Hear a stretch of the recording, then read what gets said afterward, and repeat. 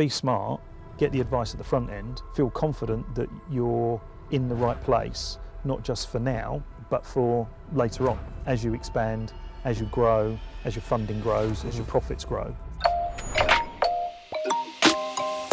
Right guys, so we're going to be talking about a little bit about tax today. So joined with me today is Don. So Don deals with my tax affairs in all areas. So thanks for coming on, Don. No problem. This is a question we get asked so much, so many students. I've had a flood of them from my students already. So hopefully we can give some insights, valuable advice to take some notes on. And overall, I know a lot of you are asking about spread betting, CFDs, limited companies. So what we're hoping to do is just to clarify a few things and just to remove as much guesswork out as possible.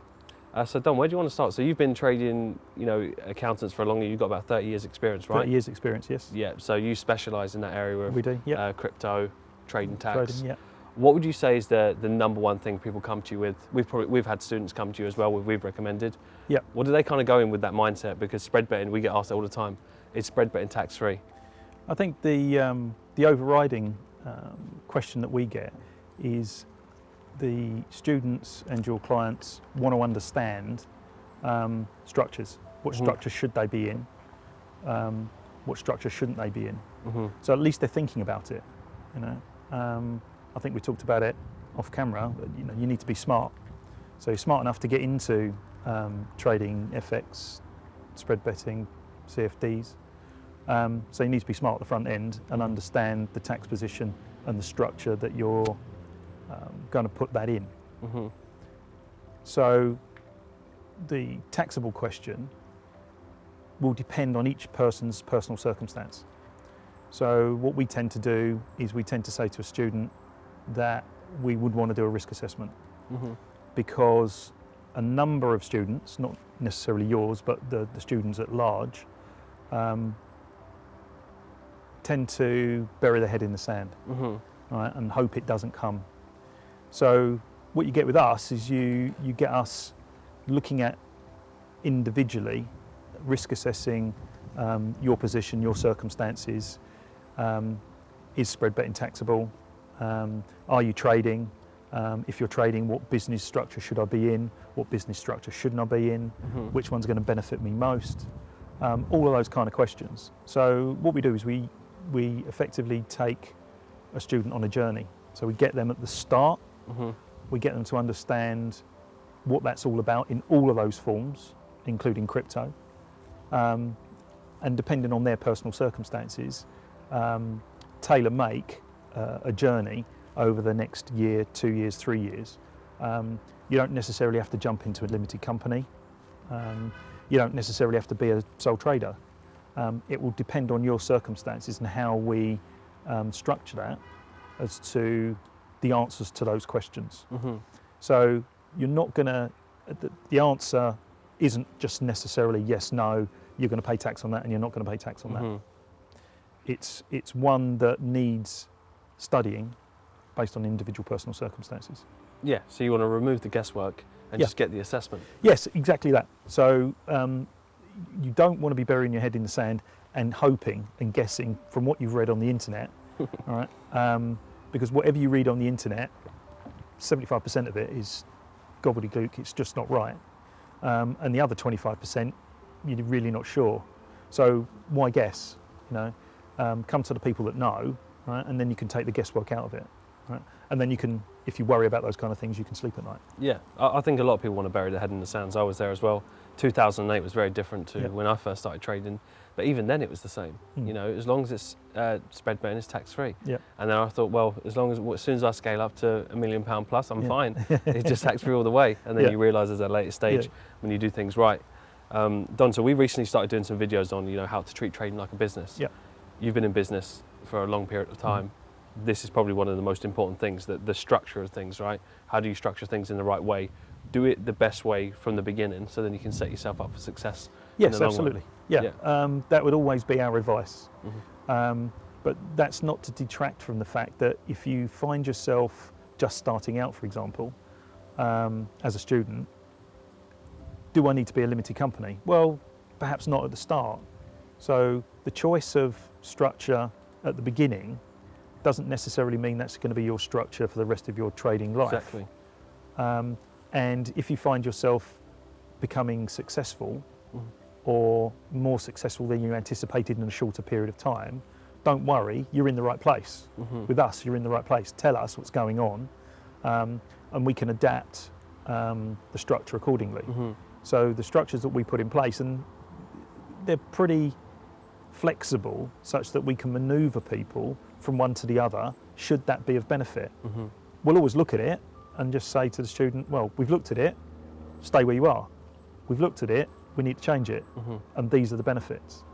So that's the point that we made right at the start. It's being with the right people and having those advisors come on a journey with you, such that you pick the phone up, email, query, we get it answered, we ask some more questions, and then you end up in the right place, so that you pay the right amount of tax and that you can sleep at night.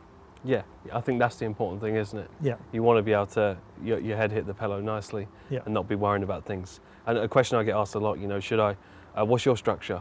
They ask me, my students, what's your structure? I'm trading 50K, 60K, should I structure it the same way as you? Well, the way they structure it is a very different level to the way I structure it. So it's just about understanding case by case. It always goes back to that, doesn't it? Just absolutely, case by case basis. Because if you are trading 50 grand, and somebody else is trading $1 million, then surely you've got to be intelligent enough to understand that somebody trading $1 million might have a different structure to the one that's trading 50,000. Exactly. And the reasons why. So we'll explain those reasons because, students are intelligent people, right? All we've got to do is say to them, give us your circumstances, and we'll explain it. We're completely transparent when we come and do these risk assessments, and so we'll get you to understand it. And the light bulb will go on in their heads, and they go, great, fantastic. Then we now know why you're the accountants for Mark, and why we're going to be with you for years and years to come. Yeah, it's about developing like we said there, but almost developing a relationship of a journey. It's not you just have accounts that's across the road, get it done. It's more so having people that have your best interest at heart. Yes, absolutely. This is not about compliance. Right, in my mind, right? If all you wanted to do was do the traditional thing, give a box of receipts to an accountant and ask him to work out your tax, if that's what you choose to do, but that sounds really scary to me, simply because all he's going to do is collate the receipts and tell you how much tax those receipts generate. Then they're not going to then say, well, we think the right amount of tax is X because if you were in this structure, the tax is that, not that. And you need to choose the right firm of accountant that are going to be able to do that for you, i.e., as you just said, with their best interests at heart. Our philosophy is have a client for life. So if we want a client for life, then we've got to look after their interests. Otherwise, they go elsewhere. So we haven't been around for the years that we've been around and built a business over those years by not doing that. All our clients come to us by recommendation. The overriding thing is that you're in the right place. Yeah, and I think that's the right thought process to have. And I think that, again, it just goes back to that same thought process that you have. People need to have that in trading, sustainability. We talk about it all day long. People are asking us, they want the quickest amount of money, the fastest way possible to be able to trade. They've not built the mindset, they don't know how to structure it, and then at a later stage they've got a big bill that comes just because they didn't do the smart work at the beginning. That kind of leads me to, I've had quite a few questions sent in for some students. A lot of people about CFDs. Do you want to clarify just a couple of points on CFDs? So contract for difference. That's obviously a completely separate thing. People try to link a spread betting and CFD. They try and put them next to each other all the time. You've got to keep the two separate. HMRC have kept the two separate in terms of legislation. I don't want to get hung up too much on technical detail. Of course. But in general, HMRC look at spread betting as gambling, so no tax. And CFDs, they always want a tax. But that's very, very general, right? And you shouldn't be sitting there listening to me saying, oh great, I'm spread betting, I haven't got to pay any tax. Well, that's not the way to look at it, because you could be liable for tax, even if you're spread betting, depending on your circumstances. But if you're at the lower level and you've got employment elsewhere, then potentially spread betting is completely free of tax in those circumstances. Yeah, because it could be a hobby. Yeah, it could be a hobby. Yeah, and this is another one about losses. It come in quite a lot. People they seem to be asking a lot about, and I did have this question earlier on, can you offset things? When you've got a business, you can offset things. And this one came up about 6 times. Can you offset your losses against your trading taxes? So I think what they're trying to ask is that can you offset your 1% losses? If you're making profit, can you offset your losses as well? If you are trading in a limited company. Yeah. Well, ignore the structure, right? Because the principle applies whether it's a sole trader, a partnership, a limited company, a limited liability partnership. So no matter what structure you have, if you're trading, if you have a business, you're going to be subject to tax, to business tax, on your profits, which then mean if you've got any business losses, right, it doesn't matter what those losses are, you're then able to offset those losses against your profits. Or even, indeed, if you make too much of a loss, which hopefully none of you do, those losses can be carried forward into the future and offset against future profits. So yes is the short answer. But don't forget there are other things you can offset as well. I mean, losses might be and hopefully not the largest cost factor going forward, but you can offset, once you've started trading and you're in a business, there are business expenses that are then allowable to reduce your profits and therefore pay the right amount of tax. So that needs to be looked at as well, and again, depending on your circumstances, and we'll help people do that. So we help people, coach people as to what they can claim, rather than again guess at what they can claim. And that's the point I wanted to make for this video, because all the questions that come in, it astounds me how people won't ask the right questions. Just ask for the advice. It's almost like they don't want it. And I think that's because of because I've been around in trading for a long time. It wasn't originally that type of business back then. 2008 crash happened. It was more so, I remember when I first started learning, I started in stocks, and I was surrounded by ex-bankers, you name it. I was the youngest person in the room. They're looking around thinking, who's this 18-year-old learning how to trade stocks? This was in the Chelsea area in London. And then I realised, right, this is professional, this is like a business. And as it's gone on and on and on, people have seen, adverts that come up on YouTube, and it's just like tax-free spread betting. So that's all they've got in their minds. And I think that's the point that we want to make from it. Get rid of the guesswork and ask the questions. So I'm glad that you clarified on those points. And one more one I wanted to cover, which is capital gains. So that's another one that got asked a lot about, capital gains tax. But I guess it just goes back to what you said originally. When you want to start off, you may not need to start with a limited company. You might need to start as a sole trader once you get good at it, because the base price of the setup cost is very, very different. So would that be your best advice to someone just starting off? Stop thinking about how to pay the least amount of tax, more so follow the right process. We don't tend to think about it as paying the least amount of tax. We think about it as paying the right amount of tax. So not paying any more than you need to, right? And not paying the least amount of tax because you've done some guesswork. Okay, it's paying the right amount of tax and being confident that what you've done will stand up to an HMRC inquiry. So if HMRC come in and do an inquiry, we put our arms around you and we'll help you deal with that. Okay, and we have some protection that we can give you in terms of fees as well. So we have a fee protection cover that will assist in an HMRC inquiry in terms of its costs.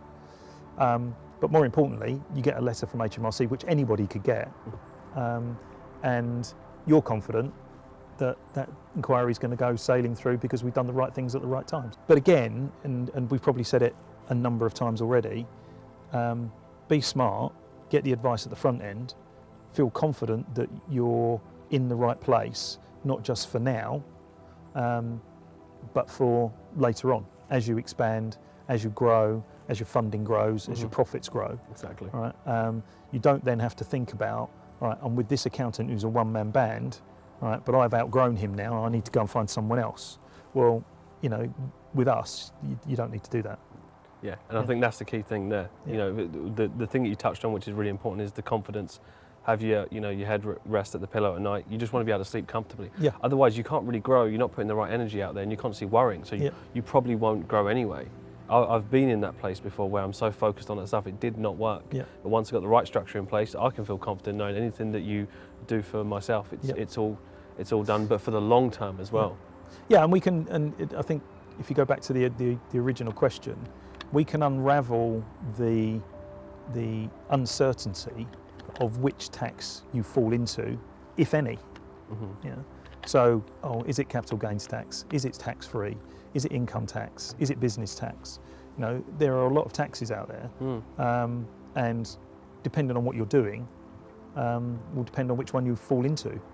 But we can clear the muddy waters from people's minds so that they know where they're at on their journey through their expansion as to which taxes will apply to them now, next year and the year after, and for however long they're going to trade. Mm-hmm.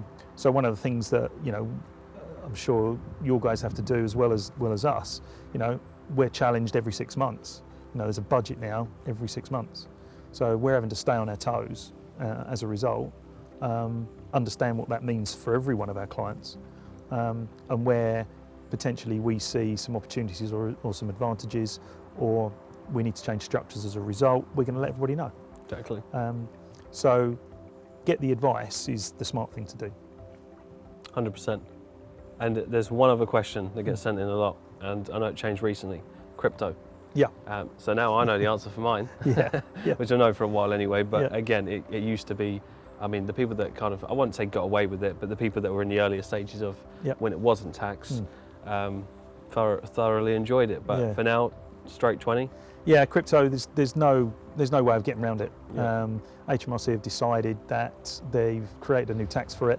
It's a straight 20%, and there's just nothing you can do. Mm-hmm. So it doesn't matter what structure you're in, how much you make or don't make, it's a straight 20%. What about if you done it before? What about if you actually bought the crypto before the law came in? It still doesn't matter? No. Oh. No. So either way, I'm buggered. Yeah, unfortunately, yeah. But no, that's good. I'm glad you clarified that, because that's a question that we don't really touch on crypto so much. Yeah. Ours is, of course, as you know, mainly foreign exchange, but we do touch on it a little bit, but more from a longer term hold. Yeah, sure. But no, thanks for coming on, Don. Appreciate it, and hopefully that gives you guys and girls a bit of clarity as well on, you know, how to structure things. Key thing here is just remove the guesswork, be smart, and get the assessment done, because it's case by case. And I guess you never know your situation. You might be paying more than what you should, and the key thing is for you to unravel that. Exactly. You know, and we keep mentioning it. Pay the right amount of tax. How do you know you're going to pay in the right amount of tax? Exactly that. Let us know if you've got any questions. If you want to get hold of Don, mainly in the UK, of course. So if you want to get hold of Don, we'll leave a link below. We'll give you his details. And again, it's just about asking the right questions and see what your situation is, case by case. But I hope you enjoyed that episode. You took some value from it. Let us know in the comments any other questions you've got. And after all, remember, if you're trying to treat trading like a business, this is one of the most crucial elements: the structure, sustainability, and long-term thinking. Appreciate it, Don. Good, no problem. Thanks.